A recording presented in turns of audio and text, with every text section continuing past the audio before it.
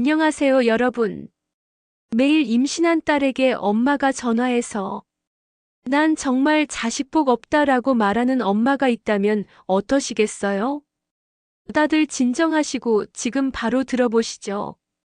지금부터 주인공을 가명으로 미경이라고 하겠습니다. 혼자 버텨온 30년. 저는 겉으로는 행복해 보이는 평범한 주부입니다. 하지만 30년간 저 혼자 감춰온 상처가 있어요. 저는 결혼 2년 차에 첫 아이를 임신한 주부입니다. 남편은 부산 출신의 전형적인 경상도 남자예요. 평소에는 과묵하지만 불의는 절대 참지 못하는 성격이죠.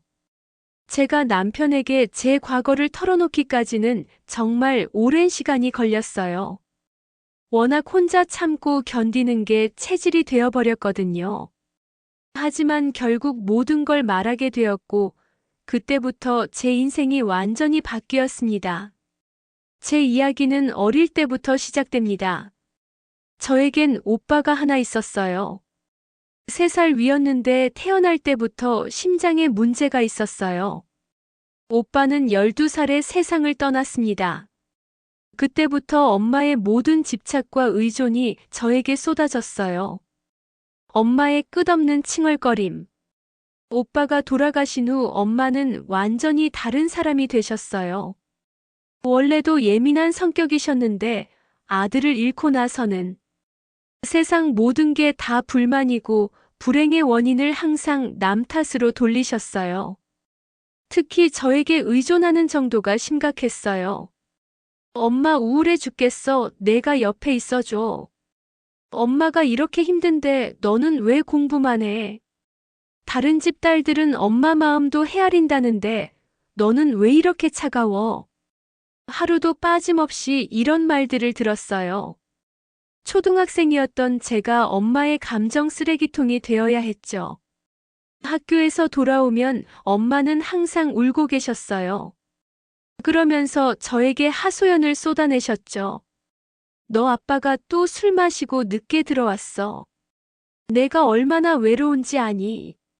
내가 있어서 다행이야. 너라도 없으면 엄마는 어떻게 살까? 어린 저는 엄마를 위로해드리는 게 제 의무라고 생각했어요. 그래서 항상 엄마 곁에 붙어 있으려고 했죠. 친구들과 놀러 가고 싶어도 엄마가 외로워하실까봐 집에 있었어요. 술만 마시면 악마가 되는 아빠. 아빠는 평소에는 정말 좋은 사람이었어요. 술만 안 드시면 조용하고 온화한 분이셨죠. 저에게도 다정했고요. 하지만 술을 드시면 완전히 다른 사람이 되셨어요. 180도 바뀌어서 무서울 정도로 성격이 변했어요. 소리 지르고 물건 던지고 엄마한테 욕하고 어떤 날은 진짜 손찌검까지 하셨어요. 그럴 때마다 엄마는 저에게 달려와서 울면서 말씀하셨어요. 미경아, 너 아빠가 또 술 먹고 저래.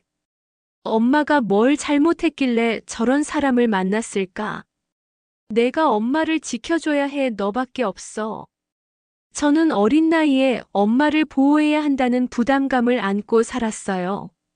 아빠가 술 드시고 오시는 날이면 엄마와 함께 방문을 잠그고 숨어 있곤 했죠.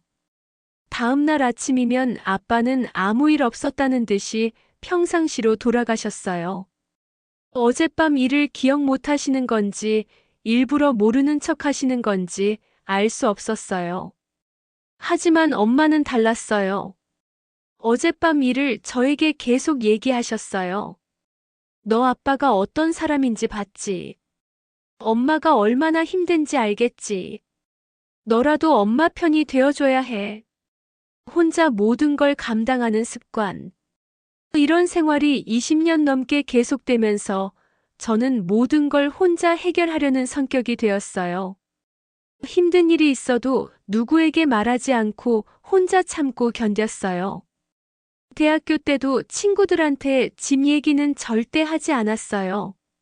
남들이 알면 창피하고 또 누구한테 털어놔봤자 해결되는 것도 아니니까요. 취직한 후에도 마찬가지였어요. 회사에서 스트레스 받는 일이 있어도 혼자 감당했고, 연애할 때도 상대방에게 제 속마음을 잘 드러내지 않았어요.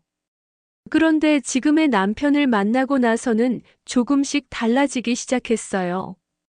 남편은 제가 뭔가를 숨기고 있다는 걸 본능적으로 알고 있는 것 같았어요. 미경아, 너 뭔가 혼자 끙끙 앓고 있지. 나한테 말해봐, 시원하게. 하지만 저는 쉽게 마음을 열지 못했어요. 워낙 오랫동안 혼자 참는 게 습관이 되어버렸거든요. 경상도 사나이의 직감. 남편은 부산에서 나고 자란 전형적인 경상도 남자예요. 평소에는 과묵하고 말이 적지만 한번 화가 나면 끝까지 가는 성격이죠. 특히 부리는 절대 참지 못해요. 결혼하고 나서 몇 번 친정에 갔을 때 남편이 이상하게 생각한다는 걸 느꼈어요. 우리 엄마가 저에게 하는 말들이 좀 이상하다고 생각하는 것 같았거든요. 미경아, 내 엄마가 너한테 의존하는 게 좀 심한 것 같은데.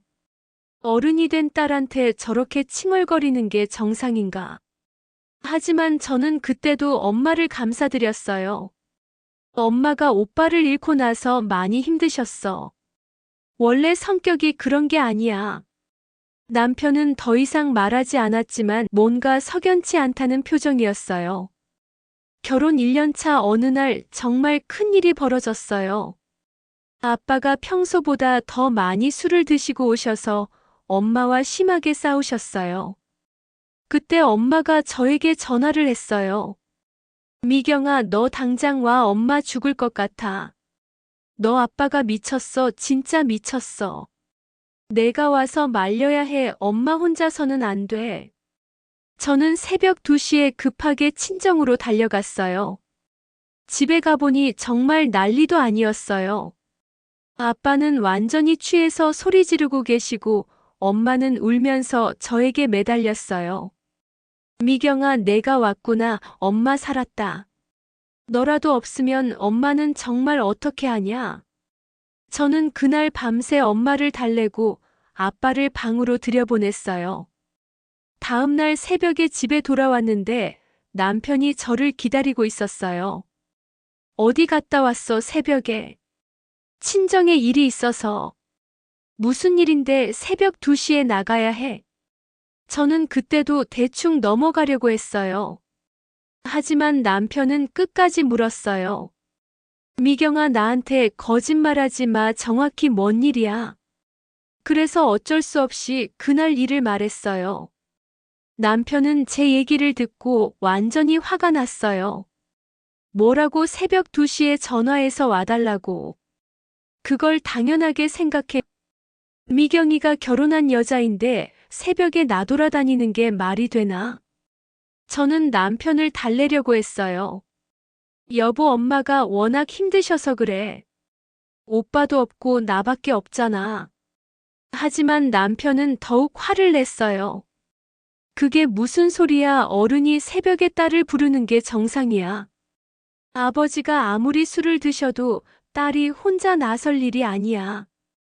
경찰을 부르든지 다른 방법을 찾아야지. 내 아내를 새벽에 위험한 곳으로 부르는 게 말이 되나? 그때 남편이 한 말이 정말 충격이었어요. 미경아, 너 완전히 당하고 살고 있어. 내 엄마가 너를 감정 쓰레기통으로 쓰고 있다고. 저는 그 말이 너무 서운했어요. 여보, 그게 무슨 말이야? 엄마는 나밖에 없으시다고. 하지만 남편은 단호했어요. 아니야, 그게 아니야. 지금부터 내가 직접 확인해 볼 거야. 며칠 후 남편이 갑자기 친정에 가자고 했어요. 오늘 장인어른 장모님께 인사드리러 가자. 저는 불안했어요. 남편이 화가 난 상태에서 부모님을 만나면 뭔 일이 벌어질지 몰랐거든요. 여보, 오늘 말고 다음에. 아니야, 오늘 가야겠어. 할 말이 있어. 친정에 도착하니 다행히 아빠는 안 계셨어요. 엄마 혼자 계셨죠? 엄마는 남편을 보더니 반가워하셨어요. 사위 왔구나. 미경이 잘 부탁해. 우리 미경이는 어릴 때부터 착해서 말이야. 그때 남편이 입을 열었어요. 어머님, 그 얘기 때문에 왔습니다. 장모님께서 새벽에 미경이를 부르신 일 말이에요. 엄마가 당황하셨어요. 아, 그게 그렇게 큰일인가? 엄마가 힘들어서 그런 건데. 남편이 차분하지만 단호하게 말했어요. 어머님, 미경이는 이제 결혼한 여자입니다. 새벽에 전화해서 오라고 하시면 안 됩니다. 그리고 장인어른 문제는 어른들끼리 해결하셔야 해요. 딸을 끌어들이시면 안 됩니다. 엄마가 화를 내기 시작했어요. 뭐라고, 내 딸인데 내가 못 부르나? 내가 뭔데 나한테 이래라 저래라 해. 너 때문에 우리 미경이가 엄마한테 차갑게 굴어. 엄마는 완전히 흥분해서 소리를 지르셨어요. 내 딸 빼앗아 가더니 이제는 엄마한테 대들라고 시키나. 미경아, 너 이러려고 결혼했나? 그때 남편이 정말 시원시원하게 말했어요. 장모님, 그만하십시오. 장모님이 지금 하고 계신 게 정상이라고 생각하십니까? 성인이 된 딸을 새벽에 부르고 자기 감정 처리를 딸한테 떠넘기는 게 정상입니까? 미경이가 얼마나 힘들어하는지 보셨습니까? 엄마가 더욱 화를 내셨어요. 내가 뭘 잘못했다고 그래? 내가 딸한테 뭘 어떻게 했다고? 남편이 차근차근 말했어요. 미경이 어릴 때부터 장모님 감정 쓰레기통 역할을 시켰잖습니까? 아이가 자기 인생을 살아야 할 시기에 엄마 위로하느라 다 보냈어요. 그리고 지금도 계속 그러고 계시잖아요. 이제 그만하십시오. 미경이도 자기 인생이 있습니다. 엄마가 완전히 발끈하셨어요. 야, 이놈아, 내가 뭔데 우리 집안일에 참견이야. 내가 딸 키운 게 잘못이야. 미경아, 너 이 남자 때문에 엄마가 이런 소리 들어야 해. 저는 그때 정말 당황했어요. 엄마와 남편 사이에서 어떻게 해야 할지 몰랐거든요. 하지만 남편은 흔들리지 않았어요. 장모님, 지금 화내실 일이 아닙니다. 미경이가 얼마나 고생했는지 생각해 보세요. 20년 넘게 혼자 견뎌온 거 알고 계십니까? 아이가 친구들하고 놀 시간에 엄마 위로하느라 다 보냈어요. 그게 정상이라고 생각하십니까? 그때 남편이 더욱 직격탄을 날렸어요. 그리고 장모님, 미경이 결혼하고 나서도 일주일에 2번씩 울면서 전화하시는 거 알고 있어요. 남편이 어떻고 시집살이가 어떻고 인생이 불행하다고. 그게 딸한테 할 말입니까? 엄마가 깜짝 놀라셨어요. 미경아, 내가 그런 얘기를 다 했어. 저는 아무 말도 못했어요. 남편이 언제부터 다 알고 있었는지 몰랐거든요. 남편이 계속 말했어요. 미경이는 장모님 때문에 자기 감정 표현도 못하고 살아요. 힘들어도 혼자 참고 기뻐도 혼자 기뻐해요. 왜 그런지 아십니까? 어릴 때부터 자기 감정보다 엄마 감정이 우선이었으니까요. 이제 그만하십시오. 미경이도 행복하게 살 권리가 있어요. 엄마는 그 말을 듣고 완전히 주저앉으셨어요. 내가 뭘 잘못했다고 그래? 내가 미경이한테 뭘 어떻게 했다고? 아들 잃고 남편은 술만 먹고 내가 얼마나 힘들었는데. 그런데도 내가 잘못이야. 남편이 더 이상 화내지 않고 차분히 말했어요. 장모님, 힘드신 거 압니다. 하지만 그렇다고 딸한테 그 짐을 떠넘기시면 안 돼요. 장인어른 문제도 마찬가지입니다. 어른끼리 해결하셔야 해요. 미경이는 이제 자기 가정이 있어요. 그날 이후로 남편은 확실하게 선을 그었어요. 미경아, 앞으로 장모님이 새벽에 전화하시면 받지 마. 그리고 일주일에 1번 이상은 연락하지 마. 너도 이제 내 인생을 살아야 해. 저는 처음에 죄책감이 들었어요. 여보, 그래도 엄마가 혼자서. 남편이 단호하게 말했어요. 아니야, 그건 장모님이 해결하실 문제야. 내가 계속 해결해 주니까 장모님이 변하지 않는 거야.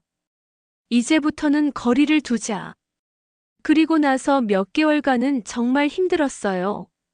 엄마에게서 엄청나게 원망하는 전화들이 왔어요. 미경아, 너 결혼하더니 완전히 변했다. 그 남자가 너를 세뇌시켰구나. 엄마가 이렇게 외로운데 딸이 이러면 어떻게 해?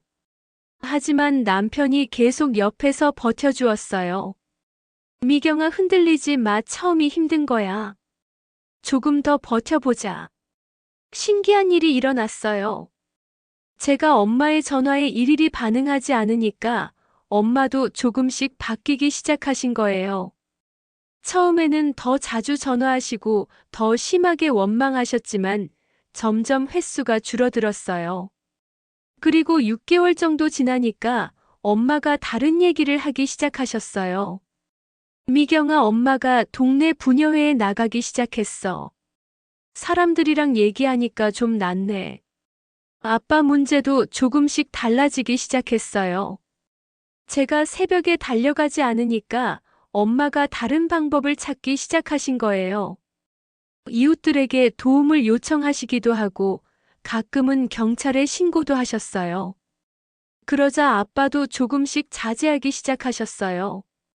딸이 와서 수습해주지 않으니까 본인이 감당해야 할 책임을 느끼신 것 같아요. 가장 큰 변화는 저 자신이었어요. 30년 동안 모든 걸 혼자 참고 견디던 제가 남편에게 제 감정을 표현하기 시작했어요. 오늘 회사에서 기분 나쁜 일이 있었어. 이런 얘기도 하고 때로는 여보, 고마워. 덕분에 내가 살 것 같아. 이런 마음도 표현할 수 있게 되었어요. 남편은 그때마다 말했어요. 그래, 그렇게 말해야 속이 시원하지. 내가 혼자 끙끙 앓는 거 보기 싫었어. 이제서야 내 아내 같다. 지금 저는 임신 7개월이에요. 뱃속의 아기를 생각하면서 다짐했어요. 이 아이에게는 절대 제가 받았던 상처를 주지 말자. 이 아이의 감정을 존중해주고 이 아이만의 인생을 살 수 있게 도와주자. 그리고 무엇보다 이 아이에게 제 감정적 짐을 지우지 말자. 엄마도 이제 많이 달라지셨어요. 얼마 전에는 이런 말씀도 하셨어요. 미경아, 엄마가 너한테 너무 의존했나 봐. 내 남편 말이 맞는 것 같다. 이제 엄마도 엄마 인생을 살아야겠어. 너는 너 인생 살고. 아직도 완전히 달라진 건 아니지만 예전보다는 훨씬 나아졌어요. 아빠도 술을 조금씩 줄이고 계세요. 남편에게 정말 고마워요. 제가 30년간 참고 살았던 일들을 단숨에 정리해줬거든요. 만약 남편이 없었다면 저는 아마 평생 엄마의 감정 쓰레기통으로 살았을 거예요. 남편이 어느 날 이런 말을 했어요. 미경아, 내가 너를 사랑하니까 그런 거야. 사랑하는 사람이 고생하는 걸 가만히 볼 수 없어. 그리고 우리 아이도 있잖아. 우리 아이는 행복한 부모 밑에서 자라야 해. 남편은 정말 시원시원한 성격이에요. 문제가 있으면 피하지 않고 정면으로 해결하려고 해요. 불의를 보면 참지 못하고요. 그런 남편 덕분에 제 인생이 완전히 바뀌었어요. 이제 곧 우리 아이가 태어날 거예요. 이 아이에게는 정말 다른 환경을 만들어주고 싶어요. 감정을 자유롭게 표현할 수 있고 자기만의 꿈을 가질 수 있는 그런 환경을요. 그리고 무엇보다 부모의 문제 때문에 상처받지 않도록 할 거예요. 남편과 약속했어요. 우리 아이 앞에서는 절대 큰 소리 안 내기. 우리 아이에게 우리 감정 해결사 역할 시키지 않기. 우리 아이가 자기 인생을 살 수 있도록 돕기. 저는 이제 정말 행복해요. 혼자 참았던 상처들이 남편 덕분에 치유되고 있어요. 그리고 곧 태어날 우리 아이와 함께 새로운 가족사를 써내려 가려고 해요.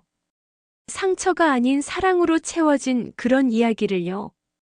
이상 오늘의 사연이었습니다. 때로는 혼자 참고 견디는 것이 미덕이 아닐 때가 있어요. 용기 있게 문제를 정면 돌파하는 사람이 옆에 있을 때 인생이 완전히 바뀔 수 있다는 걸 보여주는 사연이었습니다. 불의를 참지 못하는 경상도 사나이의 의리가 한 가족의 운명을 바꾼 이야기였어요. 여러분 아무리 미워도 남편 혹은 아내밖에 없다고 생각나는 순간이 올 거예요. 그러면 고맙다고 전해보세요. 말 한마디가 많은 일들을 일어나게 할 거예요. 혹시 누가 알아요? 선물이라도 사줄지. 끝까지 들어주셔서 감사합니다. 더 따뜻하고 놀라운 이야기로 찾아뵙겠습니다. 감사합니다.